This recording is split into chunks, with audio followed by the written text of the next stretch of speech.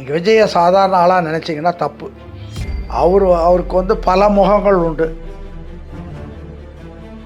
விராலிமலையில் இவருக்கு எப்படி இவ்வளோ சொத்து வந்ததுன்னு எனக்கு தெரியல. விராலிமலையில் அப்படி ஒருத்தர் எனக்கு அவ்வளோ சொத்து உள்ள ஒருத்தரே நாம் அந்த காலத்தில் பார்த்ததே கிடையாது. இப்போ அளவுக்கு அதிகமாக அதே 20,000 பேர் சேர்த்து இன்னொரு 50,000 சேர்த்து வேற ஒருத்தர் வேறு கட்சிக்கு அழைச்சிட்டு போகலாம். காசு கொடுக்காம, பாட்டில் கொடுக்காம, பிரியாணி கொடுக்காம ஒருத்தனும் வண்டி ஏற மாட்டான். ஒருத்தனும் அவர் நிழல் கூட அவர் கூட வராது. அவங்க பேரில் ஊழல், லஞ்சம், அந்த வழக்கு இந்த வழக்கெல்லாம் இருக்கு. சரி, ரூலிங் பார்ட்டியில் போய் உள்ளே புகுந்துட்டா நம்ம எப்படியா கொஞ்சம் தப்பிச்சுக்கோலாம் அப்படின்ற மாதிரி அவங்க வந்திருப்பாங்க. ரூலிங் பார்ட்டியில் வரும்போது கொஞ்சம் வேகமாக தட்டாமல் கொஞ்சம் மெதுவாக தட்டுவாங்க.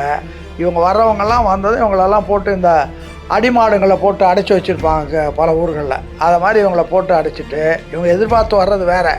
ஆனால் அவர் பண்ண போகிறது இவங்களெல்லாம் அடைச்சி வச்சுட்டு எதிரிகளுடைய பலத்தை குறைச்சிட்டா ஆட்டம் ஆட மாட்டாங்க இல்லையா? இது அரசியல் கட்சியே கிடையாது. இது வந்து ரெண்டுமே பெயரளவில் அந்த கட்சி பேரை வச்சுதான் ரெண்டுமே கொள்ளை கூட்டமாக மாறிவிட்டது. 4ஆம் தூண் நேயர்கள் அனைவருக்கும் வணக்கம். இன்று நம் நிகழ்ச்சியின் சிறப்பு விருந்தினர் அதிமுகவின் மூத்த தலைவர் திருச்சி சவுந்தரராஜன் அவர்கள் இணைந்துள்ளார். வணக்கம் ஐயா. வணக்கம். வணக்கம். அதிமுகவின் டெல்டா மொத்தமாக காலியாகி தாவேகா சைடு போயிருக்கு, எப்படி பாக்குறீங்க? அது அதிமுக இல்லைம்மா. அது அதிமுக எம்ஜிஆரோட முடிஞ்சு போச்சு. அதுக்கு பிறகு அதிமுக இல்லை. எம்ஜிஆருடைய கொள்கைகள் வந்து அவர் வந்து லஞ்சத்திலும் ஊழலும் சேர்த்த சொத்துக்கள் பறிமுதல் செய்யப்பட்டு அரசுடைமை ஆக்கப்படும்னாரு. இவங்க லஞ்சத்திலும் ஊழலும் சொத்துக்களை குவிக்கிற வேலை பார்த்தாங்க. அவர் யாராச்சும் வாங்கினா அதை பறிமுதல் செய்து அரசுடைமை ஆக்கின. இவங்க வந்து ஜெயலலிதா கட்சி இதுக்கு பேர். இது வந்து எம்ஜிஆரே வந்து கட்சி நடத்துங்க, நடத்தாட்டி இதெல்லாம் செவிடர் உமேர் பள்ளிக்கு கொடுத்துடணும், இந்த தலைமை கழகம் அது இது எல்லாமே அப்படின்ட்டு போனார். அப்போனா என்ன அர்த்தம்? கட்சி நடத்த வேண்டாம், ஏன்டா இது தப்பாக போவோம், அதனால் வேண்டாம் அப்படின்னு. காந்தியார் எப்படி காங்கிரஸை கலைச்சிடணும்னு சொன்னார். தேர்தல் இதுக்கு பிறகு இந்தியா சுதந்திரம் பெற்ற பின் கட்சியை கலைச்சிடணும் அப்படின்னார். அதே மாதிரி அவர் நம்ம புரட்சி தலைவர் எம்ஜிஆர் கட்சியை கலைச்சிடணும்னு சொல்லாத, கலைச்சிடணும்னு சொல்கிறதுக்குரிய காரணங்களை சொல்லிட்டு போயிட்டார். அதனால் சொல்லி அதெல்லாம் பண்ணிடணுன்ட்டா அதான் அவருடைய வேட்கை.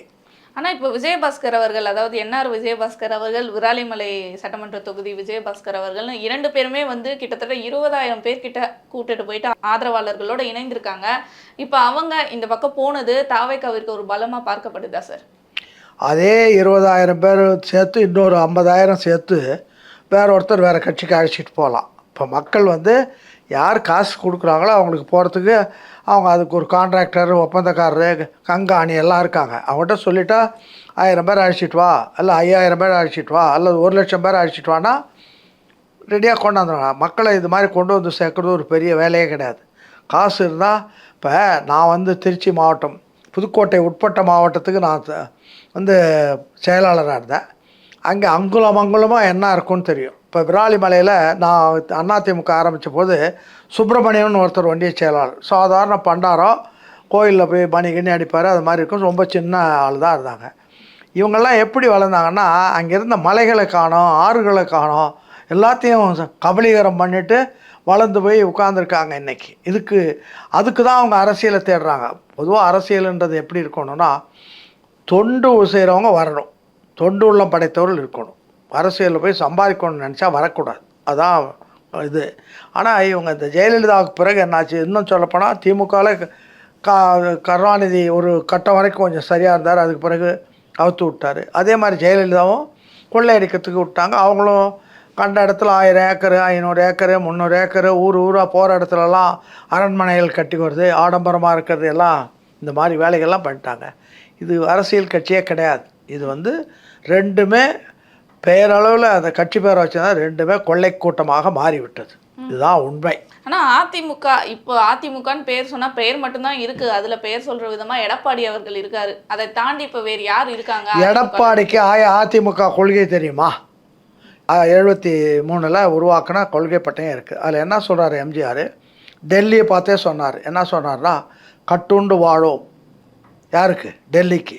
கட்டுண்டு வாழோம், பிரிவினை நாடும், சமநிலையில் இணைவோம், நீ நானும் ஒன்று தான் அப்படின்ற மாதிரி சொல்லிகிட்டு இருந்தார். அதோடு மட்டுமல்ல, லஞ்சத்திலும் ஊழலிலும் சேர்த்த சொத்துக்கள் பறிமுதல் செய்யப்படும் அப்படின்ற மாதிரி பறிமுதல் செய்து அரசுடைமை ஆக்கப்படும்னாரு.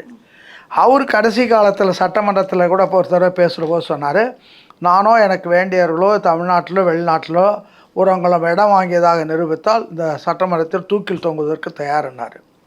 இப்போ அப்படியா இருக்காங்க?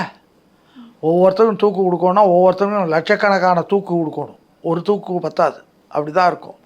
அதனால் இவங்கெல்லாம் அதை அண்ணா ஒரு காலத்தில் காங்கிரஸ் பற்றி சொன்னார்.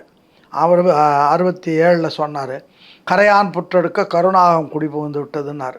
அதாவது காங்கிரஸில் ஒரிஜினல் காங்கிரஸ்காரன் பூரா போயிட்டான், புது காங்கிரஸ்காரங்க உள்ள நுழைஞ்சு எல்லாம் கொள்ளையடிக்கிறாங்க. அதே நிலைமை இவங்க வந்துட்டாங்க. இதுவும் கரையான் புற்றெடுக்க எவ்வளோ பேர் கட்சிக்காக தியாகம் பண்ணவெல்லாம் எனக்கு என் கண் முன்னால் நிற்கிறாங்க. ஆரம்ப காலத்து ஆட்கள்லாம் அவன்லாம் எங்கே இருக்கிறான் என்ன இருக்கிறான்னே தெரியல. ஆனால் இவங்க எல்லாம் ஒவ்வொருத்தரும் கோடீஸ்வரர்களாக இதாக இருக்காங்க. விராலிமலையில் இவருக்கு எப்படி இவ்வளோ சொத்து வந்ததுன்னு எனக்கு தெரியல. விராலிமலையில் அப்படி ஒருத்தர் எனக்கு அவ்வளோ சொத்து உள்ள ஒருத்தரே நாம் அந்த காலத்தில் பார்த்ததே கிடையாது. இப்போ அளவுக்கு அதிகமாக பூமியே பள்ளம் தோண்டி விற்றுக்கிட்டு இருக்காங்க, கொள்ளையடிக்கிறாங்க. குட்கா எதில் கிடைக்குமோ அதிலெல்லாம் சுரண்டி வளர்ந்தவங்க தானே இவங்க. அதனால் இவங்கெல்லாம் அரசியல்வாதிகள். ஆனால் இப்போ இவங்க நீங்கள் சொல்கிறீங்க இவ்வளோ ஊழல் பண்ணியிருக்காங்க, பூமியவே பிளந்தெடுத்து அதில் இவ்வளோ சம்பாரிச்சு வச்சுருக்காங்கன்னு. ஆனால் இப்போ முதலமைச்சர் விஜய் அவர்கள் என்ன சொல்கிறாருன்னா ஊழலற்ற ஆட்சியை தருவோம்னு சொல்கிறாரு. இந்த மாதிரி ஆட்களை அப்போ அவர் கட்சி கூட சேர்த்துக்கிட்டா அது எப்படி? இவங்க அதாவது அவர் ஃபுல் மெஜாரிட்டியில் வரல, அது ஒரு பலகீனம். அதை பயன்படுத்தி இந்த ஆளுங்கள்லாம் சேர்ந்து, மோசமான ஆளுங்க இவங்கெல்லாம் சேர்ந்து ஏதாவது ஒரு வகையில் இந்த அரசாங்கத்தை நாசமாக்கிட்டா என்ன பண்ணுற? இப்போ என்ன பண்ணுறதுன்ற ஒரு யோசனை இருக்கும். நீங்கள் விஜயை சாதாரண ஆளாக நினச்சிங்கன்னா தப்பு. அவருக்கு பல முகங்கள் உண்டு. அதில் நாட்டுக்கு நல்ல செய்யணுன்ற ஒரு முகம் பெரிய முகம். பாக்கியெல்லாம் இதை மாதிரி கிரிமினல்கள் எல்லாம் எப்படியெல்லாம் எந்த கிரிமினலை எப்படியெல்லாம் அடக்கிறது அப்படின்றதெல்லாம் பல படங்களில் பார்த்துட்டு வந்தவர் தான். அதனால் அவருக்கு தெரியும். இவங்க வர்றவங்கெல்லாம் வந்தது இவங்களெல்லாம் போட்டு இந்த அடிமாடுங்களை போட்டு அடைச்சி வச்சுருப்பாங்க பல ஊர்களில். அதை மாதிரி இவங்கள போட்டு அடைச்சிட்டு இவங்க எதிர்பார்த்து வர்றது வேறு. ஆனால் அவர் பண்ண போகிறது இவங்களெல்லாம் அடைச்சி வச்சுட்டு எதிரிகளுடைய பலத்தை குறைச்சிட்டா ஆட்டம் ஆட மாட்டாங்க இல்லையா? அதனால் ஏன்ட்டா இவருக்கு வலுவாக இல்லை. தேர்தலில் வலுவாக என்னுடைய கணக்குப்படி 180 சீட்டு வந்திருக்கணும். வராமல் போனதுக்கு காரணம் அமைப்பு ரீதியாக அவங்க சரியாக பண்ணலை. யாராச்சும் இன்னும் இப்போ பச்சையாக சொல்கிறேன், இப்போ எம்ஜிஆரெல்லாம் கட்சி விட்டு நீக்கினதும் உடனே கட்சி ஆரம்பிக்கலை. எங்களை மாதிரி ஆட்களெல்லாம் கூப்பிட்டு வச்சு அதுக்கு பிறகு ஒரு 10 நாள் டைம் எடுத்து கோவை செழியன், நான், Pillappan, S T Somasundaram, G R Edmund, இது மாதிரி முக்கியமான ஆட்களை எல்லாரையும் சேர்த்து தான் வச்சு நல்ல ஆட்களை வச்சு அனுபவம் உள்ள ஆட்களை வச்சு எப்படி கட்சி நடத்துறதுன்னு சொல்லிட்டு அவரே 20 ஆண்டு காலம் அனுபவம் உள்ளவர் இருந்தாலும் இந்த சக்தியெல்லாம் திரட்டி பண்ணும்போது அது ஒழுங்காக அவரால் பண்ண முடிஞ்சது. இவங்க அது சரியாக பண்ணலை. அது கூட இந்த 4 பேர் 5 பேர் யாரையும் உள்ளே விடலை. காரணம் இவங்களுக்கு அவங்களாம் உள்ளே வந்துட்டால் நமக்கு ஆபத்துன்னு நினச்சாங்க. அதனால் எப்படியோ அது கட்சி தேர்தல் நின்று பொதுமக்கள் தான் ஓடி போய் ஓட்டு போட்டாங்களே தவிர இவங்க பிரச்சாரம் பண்ணி அதனால் கிடைச்சதில்லை. பொதுமக்கள் தேடினாங்க.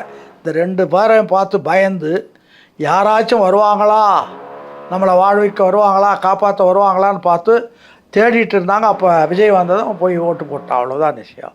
இவங்க இந்த இந்த இந்த கட்சிக்கிட்ட எதிர்கட்சிகளேருந்து வர்றவங்களெல்லாம் வரட்டும்னு சொன்னால் எதிர்கட்சிகளை யார் ஆட்டம் போடுறான்னா அவனை பலகீனப்படுத்துறது. அது ஒரு தந்திரம், அது ஒரு ராஜதந்திரம். பலவீனப்படுத்திட்டாங்க. இனிமேல் இவங்க அங்கே போனாலும் இங்கே இருந்தாலும் ஒன்றும் இவங்களுக்கு அவ்வளோதான் வாழ்க்கை, அவ்வளோ முடிஞ்சு போச்சு. அப்போ எதிரிகளை பலகீனப்படுத்துறது ஒரு வெற்றி, நம்ம ஒழுங்காக இருக்கிறது இன்னொரு விஷயம். ஆனால் நீங்களே இப்போ சொல்கிறீங்க எம்ஜிஆர் அவர்கள் இந்த மாதிரியெல்லாம் பல விஷயங்கள் செஞ்சு இந்த கட்சியை கட்டி காத்தாரு, அதை பல முன்ன கொண்டு வந்தார். ஆனால் இப்போ அந்த கட்சி ஒரு 3ஆம் இடத்துக்கு தள்ளப்பட்டு அதில் இப்போ யாருமே இல்லாத நிலைக்கு போயிருக்குன்றத ஒரு முன்னாள் தலைவராக, ஒரு மூத்த தலைவராக நீங்கள் எப்படி பார்க்குறீங்க? அதான் சொன்னேன், முன்னாள் தலைவராக ஜெயலலிதாவை எம்ஜிஆர் கட்சியில் சேர்த்த பொழுது நான் போய் 1 மணி நேரம் சண்டை போட்டேன். நீங்கள் இது திராவிட கழகம், திராவிட இயக்கம், இதில் ஒரு பாப்பாத்திக்கு என்ன வேலை இருக்குது? உங்களுக்கு நீங்கள் திரைத்துறையில் இருந்தவங்க, உங்களுக்கு பல பேரோட தொடர்பு இருக்கலாம், நீங்கள் எங்கே வேணாலும் தனியாக வச்சுக்கோங்க, எங்களுக்கு ஒன்றும் பிரச்சனை கிடையாது. அதனால் நீங்கள் அது எங்கள் தலையில் கொண்டாந்து அவங்கள ஏற்றாதீங்க.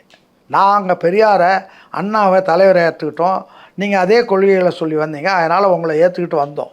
இப்போ இவங்களெல்லாம் நாங்கள் ஏற்றுக்க முடியாது அப்படின்னு சொல்லிட்டு சண்டை போட்டு அப்புறம் அந்த சண்டை தீவிரமாகி 84 நாங்கள் வெளியில் வந்துட்டோம். தெரியுதா? அவர் ஒன்றும் எங்களை வெளியில் தள்ளலை, நாங்களாக தான் வெளியில் வந்தோம். இல்லைன்னா அங்கே வந்து மிக சர்வ வல்லமை படைத்தவர்களாக தான் நாங்கள் இருந்தோம். இன்னும் சொல்லப்போனால் எங்கள் மாவட்டம் திருச்சி மாவட்டத்துக்கு மாத்திரம் எல்லா 2 தேர்தல்கள்லையும் 77 80 2 தேர்தல் நான் என்னுடைய தலைமையில் எல்லா சீட்டும் என்கிட்ட வெறும் கையெழுத்து ஏபி ஃபார்மில் கையெழுத்து போட்டு கொடுத்துருவார். நான் தான் கேண்டிடேட்டை போனால் கேண்டிடேட்டை அனௌன்ஸ் பண்ண ஒருபாடு 3 நாள் கழித்து தான் எம்ஜிஆருக்கே தெரியும் இந்த இதுதான் கேண்டிடேட்டுன்னு. அப்படியெல்லாம் இயக்கத்தை ரொம்ப கரெக்டாக நடத்திக்கிட்டு தான் வந்தோம். தொண்டர்களுக்கு நல்ல செல்வாக்கு இருந்தது, கட்சி அமைப்பு ஒழுங்காக இருந்தது, தலைமையும் அச்சப்பட்டுக்கிட்டு இருந்தாங்க, அதெல்லாம் இருந்தது. இன்றைக்கி அதெல்லாம் கிடையாது. காரணம் இதுக்கு வந்து லஞ்சம் ஊழல் பெருகின பிற்பாடு எல்லாரையும் மக்களையே கூலிக்காரர்களாக மாற்றிட்டாங்க. அவங்க காசு கொடுத்தா ஓட்டு போடுறான், காசு கொடுத்தா வேலை செய்கிறான் அப்படின்ற மாதிரி ஒரு எண்ணத்தில் 2 கட்சியும் வந்து மக்களை மக்களாகவே நினைக்கல, அவங்கள வந்து ரொம்ப கேவலமாக கூலிக்காரர்களாகவே நினச்சிட்டாங்க. இந்த 20,000 பேரும் காசு கொடுத்து தான் வர வைக்கப்படும். நிச்சயமாக காசு இல்லைன்னா ஒரு வயலும் வரமாட்டான் ஒருத்தனும், அவர் நிழல் கூட அவர் கூட வராது. புரியுதா? காசு கொடுக்காம பாட்டில் கொடுக்காம பிரியாணி கொடுக்காம ஒருத்தனும் வண்டி ஏற மாட்டான். தெரியுதா?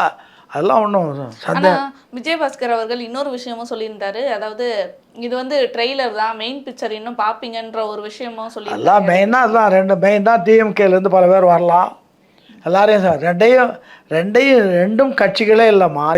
இதுக்காகவா இந்த நாடு திராவிட முன்னேற்ற கழகம் ஆட்சி கொண்டு வரணும்னு வந்தது.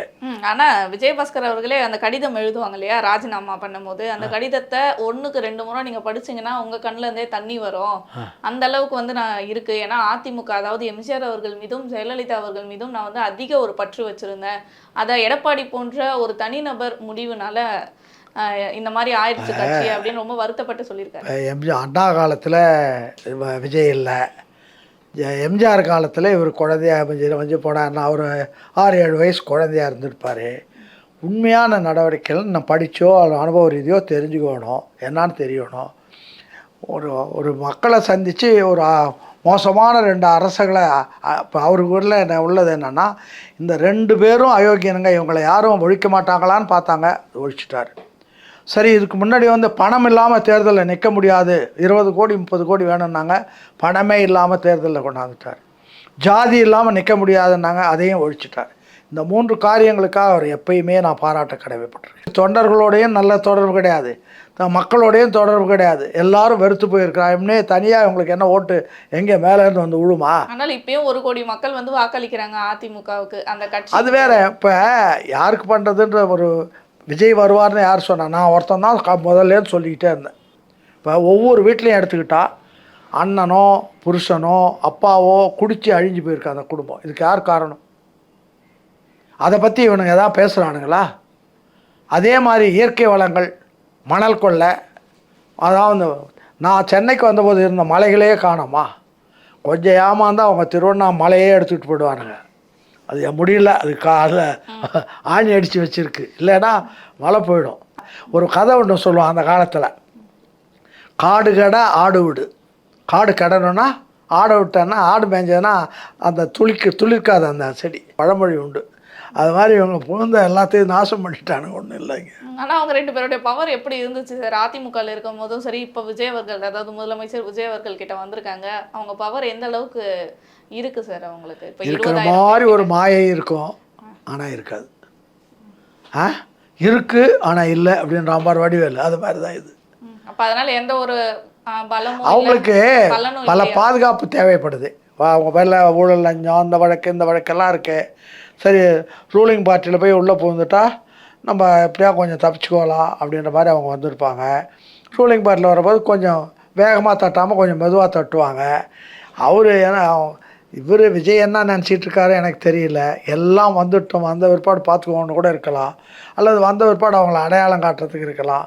அவ்வளோ ஈஸியாக ஏமாந்துடுவார்னு நினைக்கல. ஏன்டா எனக்கு தெரியும், ஒரு திரைப்படம் தயாரிக்கிறதுல ஈடுபாடோட ஒரு நடிகர் பண்ணால், இதை நான் எம்ஜிஆர் கூட இருந்து பார்த்துருக்கேன், எல்லாம் ஒரு சின்ன எழுத்து கூட எம்ஜிஆரை மாரி அதில் வர முடியாது. பாட்டுலேயோ வசனத்துலேயோ நடிப்புலேயோ ஒரு சீன் தயாரிக்கிறான்னு, இந்த சீன் அவர் சரியாக பிடிக்கலைன்னா உடனே இதை கழிச்சிட்டு வேறு போடுறான்டுவார்.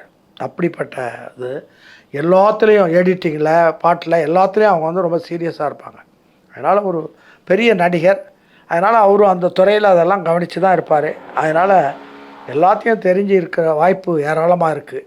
அதனால் அதை மாதிரி ஒழுங்காக ஆட்சியை நடத்த வேண்டிய அவசியமும் நல்லா நடத்துவார். கண்டிப்பாக சார், பல விஷயங்களை எங்ககிட்ட பகிர்ந்துக்கிட்டீங்க. தெரியாத விஷயங்கள் நிறையவும் மக்களுக்கு சொல்லியிருக்கீங்க சார். தொடர்ந்து பேசுவோம் சார் பல நிகழ்வுகளை பற்றி. நன்றி.